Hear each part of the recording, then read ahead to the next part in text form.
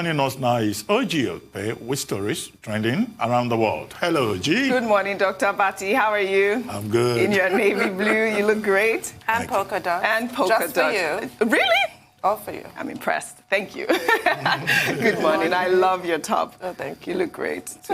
Like Tina Turner this morning. Oh, really? Yes. Rufai, good morning. How are you? Oji, I just want to dance with somebody when you talked about Tina Turner. That's Whitney Houston. He always has a comeback. Right, that's Whitney Houston. Is that right? I don't even know. I want to dance with somebody's Whitney. Yes, I want to dance with some. Oh, it's not Friday. It's not Friday. Whitney Houston, Yeah, Tina Turner. Yeah, mix it up, yeah. All right. I hope you're doing well. Yeah. Well, good morning to you viewers. We begin what's trending in the United States as the country continues in its fight to forestall religious restriction globally. The Secretary of State, Mike Pompeo, announced via Twitter that Nigeria has been blacklisted for religious freedom violations. In a series of tweets on Monday, Pompeo listed 10 other countries, including China, among countries of concern under the International Religious Freedom Act of 1998. He stated that no country or entity should be allowed to persecute people with impunity because of their beliefs. Although the Secretary of State did not give reasons why Nigeria was blacklisted, in a 2019 report on human rights practices, the U.S. had expressed concerns over the high rate of religious intolerance in various parts of the country following acts often perpetrated by state actors. While reacting to the news, Nigeria's Minister for Information, Lai Mohammed, said Nigeria does not engage in religious freedom violation, neither does it have a policy of religious persecution. He described the allegation as an honest disagreement between the two nations on the causes of violence in Nigeria. He added that Nigeria jealously protects religious freedom as enshrined in the Constitution and punishes defaulters. Well, I do kind of agree with the minister's allegation in a way, because I believe he also stated that the disagreement is really borders on the act of terrorism. So the confusion is that it's not religious persecution, it is terrorism, which is constant everywhere. It's a global problem. But if you look at the other countries that were blacklisted, take for instance Iran and Saudi Arabia, some of the acts of terrorism is related to religion. So I believe the minister has to provide some sort of, document or whatever it is to persuade the U.S. In his claim. My first instinct was also to agree with Alhaji Lai Mohammed and his view on this situation until I saw that the House of Representatives in the U.S. unanimously approved, included Nigeria in a list of 70 countries wherein the U.S. is going to repeal their blasphemy laws. Now, what right the U.S. has to go around repealing laws in 70 countries, you have to wonder about sovereignty. But that does put Nigeria in a bad light with regards to religious freedoms. You look at the case of Omar Farouk, he's just a kid, he's 13. He's been sentenced to 10 years in prison with hard labor for blasphemy. You look at Yahaya in Kano State, who has been sentenced to death. Well, hopefully that death sentence will not actually be carried out. So we come from a place of privilege. We speak from a place of privilege when we can sit here in Lagos and agree with the minister. Not everybody has that luxury. The U.S. sees punishes or sanctions systemic, egregious, ongoing violations of religious freedoms. We have religious freedoms guaranteed in our Constitution, Section 38 and 39, but when you have blasphemy laws in this country, even in the criminal code, I'm not just even talking about the Sharia code that's in the north, in 12 states in the north, even the criminal code has insults to religion as a crime. Obviously, you must not profane what other people deem sacred. That is wrong. But should it actually be a criminal violation or criminal offense? I don't think so. Well, I think that, like I said, it's the ratio he needs to provide, because I think the disagreement is like the amount of people that have died through the act of terrorism. Correct. You're absolutely right. Or insurgency. Well, this is not the first time that, the U.S. will talk about religious freedom in Nigeria. There's a body called the U.S. Commission on International Religious Freedom. That body that makes recommendations to the State Department. And then the State Department will then act on the basis of that recommendation. And the enabling law is the International Religious Freedom Act of 1998. Now, in 2011, the same body, that commission, recommended that Nigeria should be blacklisted. But that did not happen. Yes. The State Department did not take that recommendation. In 2013, there was also a similar recommendation, but the U.S. government didn't quite blacklist Nigeria. But this time around, Nigeria has been blacklisted. Well, the federal government has said that Nigeria will engage the United States.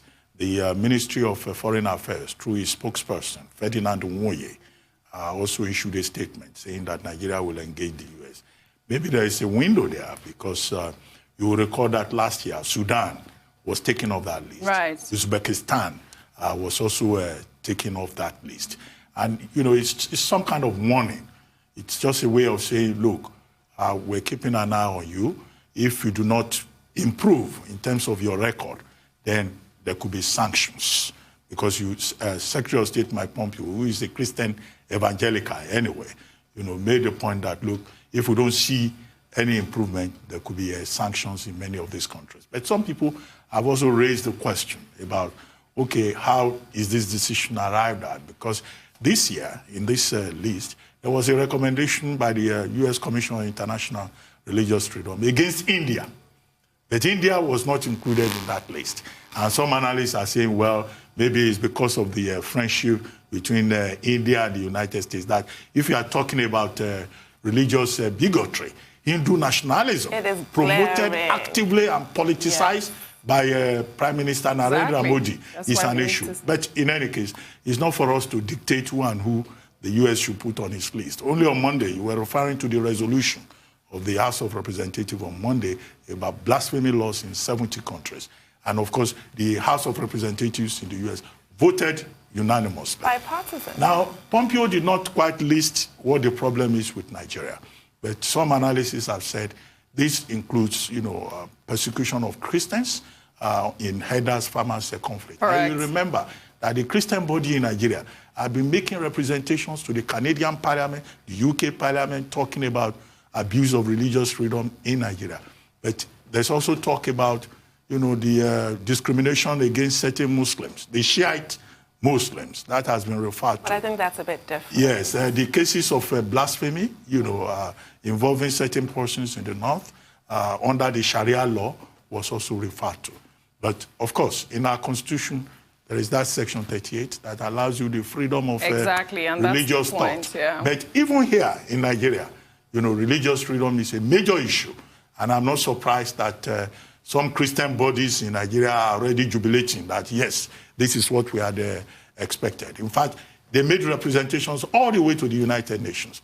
It's just for us to pay attention to what the U.S. has done, but it doesn't mean that we will be permanently on that list. And the engagement could result in a situation whereby we will be removed from the list, as I said, has happened in the case of Sudan and Uzbekistan. No, it has to be done thoroughly. Otherwise, there are those sanctions that could affect us economically. Rufai, your take? Engagement, and I think the conversation really should be about engagement. And when these infractions by U.S., when U.S. says a country has not respected religious or civil rights, then there should be that level of engagement. Enough said about that, because even when you look at the Indian case, a lot of people cited, Narendra Modi was on a ban. He couldn't enter America for so many years until he finally became president. In fact, there was that talk about him entering America after he became president because of that ban, after the Hindu crisis and the riots with Muslims. I think that was in 2005 or 2007. I can't remember the specific year now when that happened. So engagement is really very important. But I want to be a little bit very comical. Owing to the recent happenings in the American elections, can we too put America from Nigeria here on the blacklist of countries with election violence and bring out steep penalties that Americans too have to abide by, that they need to come clear themselves from our blacklist book? Go right ahead. Is this something we should do? You can, under the doctrine of reciprocity, Yes. which is at the heart of diplomacy. Because can Nigeria take on the world's primary power? Because we were shocked at the level of electoral violence and post-electoral violence that still goes on in America as we speak today, as they recount all the votes. And in Nigeria, we value democracy. Yes. And we must hold America accountable with regard to democratic standards. You are right. You cannot be more correct. Yes, thank you.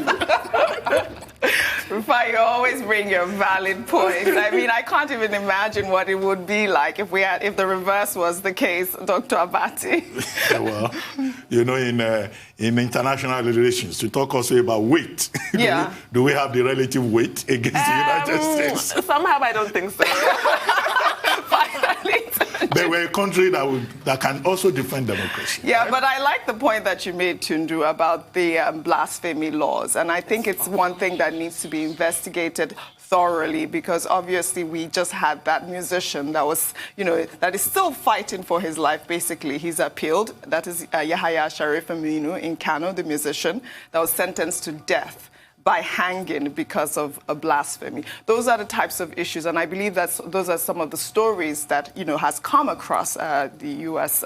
Department of State, and that's one of the reasons they probably have put us on the list. Well, religion continues to remain a sensitive issue in Nigeria, and we too should also be cautious. Nigeria is a multi-ethnic, multi-religious, pluralistic society.